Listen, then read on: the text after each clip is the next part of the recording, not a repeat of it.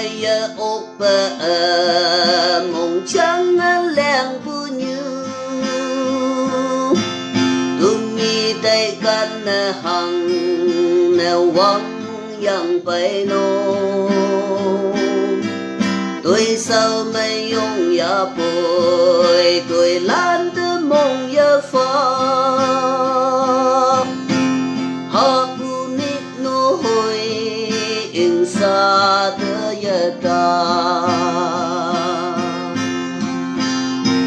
tên ni ông bu wang hi nam mô hằng tây ya ai mong cần thương nhi an tâm lặng nè hăng nè ông hy vọng năng mô hà xin mầm nè hăng nè số ấy tay ngâu sốt văn thế màn em với yan du ya chính yang lâm như mơ kèm dùng ngang ngu ya bay xe năng ai như lan phai chầm sờ ngô ya bay xe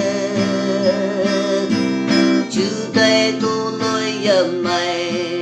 năng ni hu tay quan thế lấy bu miết lấy em năng chinh yang lâm như thế tên ni ông bu wang hi năng mô hằng tây ya ai mong cần thương ni an tâm lạc nè hằng nè ông hy vọng năng mô hà xin mà bé hằng nè số ấy tay ngâu sốt văn thế màn em với yan tu ya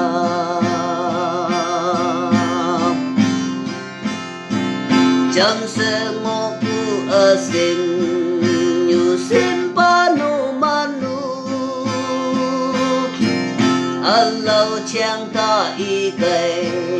ya mây như chàng y pha mít yang ni ya bồi na mẹ nó hồi trái nắng mong chẳng sẽ lú sẽ gần bu như yan yang kỳ tên ni ông bu wang hi nam mô hằng tây ya ai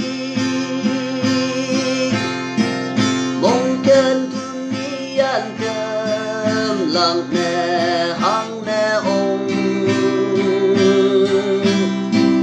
hy vọng năng mô hà xin